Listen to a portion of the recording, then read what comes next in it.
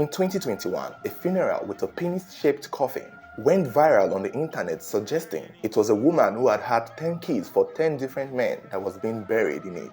And it wouldn't take long before the truth would actually come out and reveal that it was not a woman who had 10 kids for 10 different men, but rather it was a man who was known to perform circumcision on baby infants while he was alive that was being buried in the penis-shaped casket. This revelation may have answered the question as to who was buried in that penis-shaped casket, but it surely opened the floodgates of curiosity as to why and what's with the casket. Why a penis-shaped casket? I mean, it could have been a regular casket, but was he so good at his job that they had to bury him in a casket that represented so much of the things he did for a living while he was alive? Well, upon further research, it turns out that there are certain ethnic groups in Ghana known for burying their loved ones in what they now call a fantasy casket or fantasy coffins, where unlike our regular caskets, these handmade artwork are carved into the shape, color, and design of an object or form that represents certain integral parts of the deceased while they were alive. Which means if you saw someone buried in a casket that is built like a fish, it might mean the person was a fisherman. And if you saw one when they were buried in a shoe, it might mean the person must have been a shoemaker or loved that kind of shoes, or loved to collect shoes while he was alive, or probably sold shoes for a living while they were alive. So therefore, if you saw someone buried in a penis-shaped casket, it probably might mean a woman who had had 10 different kids for 10 different men, or it might also mean a man who did circumcision for a living while he was still with us. But as interesting and unusual as this fantasy casket may sound, it did not start in recent times. It turns out that this is something that has been in the greater Accra region. It may have started as far back as in the 1920s, possibly before then.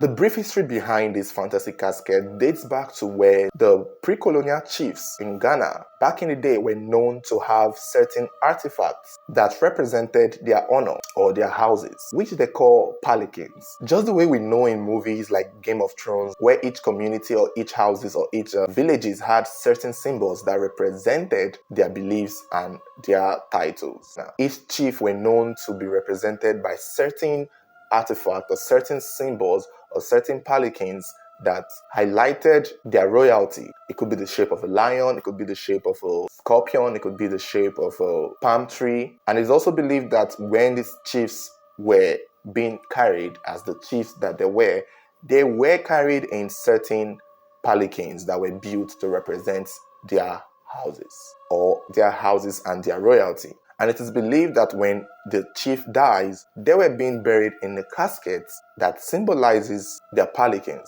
Although some would argue that they were buried in the palikins, others claim that the coffin makers would make coffins that are similar to the palikins or similar to the symbols that represented their royalty and their home, rather than being buried in the original palikins that they were being carried around with when they were alive.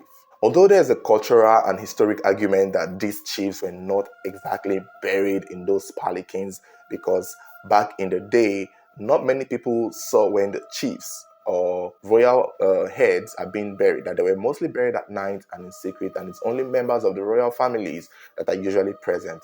So it is unclear how many people would know that these chiefs were buried in object-shaped coffins that represented their palikins. But it's up to what the people believe. A lot of these Ga people believe that that was how their chiefs were being buried in.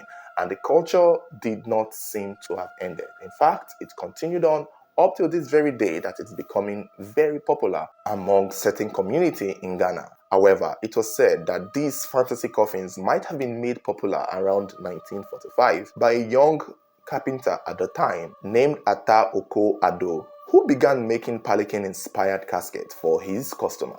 At first, it started off as special casket being made for royal families or wealthy people who requested this on a personal level to bury their loved ones who may have been represented by the symbols. And eventually, it became a popular culture when regular people who weren't chiefs or who weren't from a royal family began requesting these styled-made fantasy coffins for their own loved ones. A lot of the requests were made on objects and symbols and animals and certain things that represented the deceased loved one when they were alive, which is very fascinating because right now in Ghana, the fantasy coffin is the whole market. It's so popular. It's been popular for years, and it seems like something that will keep being popular over time and across the world. Many people have criticized it. Others really do not care because they find it a creative way of making maybe the funeral industry more entertaining or more fun or less grim and scary like it used to be. I mean, if I see a regular shaped casket and I see a fantasy one, I'll most likely be more comfortable or less afraid standing next to a fantasy made casket that is probably shaped like a fish or shaped like a penis. As compared to one that looks like the regular one that we have known to be for years and decades and centuries. So if you saw a pot-shaped coffin, there is a chance that the deceased was somebody who cooked or who sold pots or who was a restaurant owner who made delicious meals along the streets. If you saw a car-shaped coffin, there is a possibility that the person had a similar vehicle or the person really wanted a vehicle before they died, or the person might have just been a fan of that specific shaped vehicle that has now been carved into a casket for them. If you saw a bear-shaped casket, well then, you most possibly are likely to guess that the deceased might have been a heavy drinker when they were alive. Call it whatever you mean, but what this fantasy casket does, it's just one of the creative ways you see the funeral industry advancing into modern day society. And you could tell from any of the fantasy coffin that you meet, you try to get a snippet of the life that the deceased once lived. So these are some of the internet's most intriguing fantasy coffins. Don't forget to like, share, and also guys, don't forget to let me know what you think about these fantasy coffins. Is this something that you might want to try, or is it something you like from afar, but not something you're willing to do for a loved one? And if a loved one requests such fantasy coffin, is this something you might want to do for them? Let me know your thoughts. Thank you guys for watching.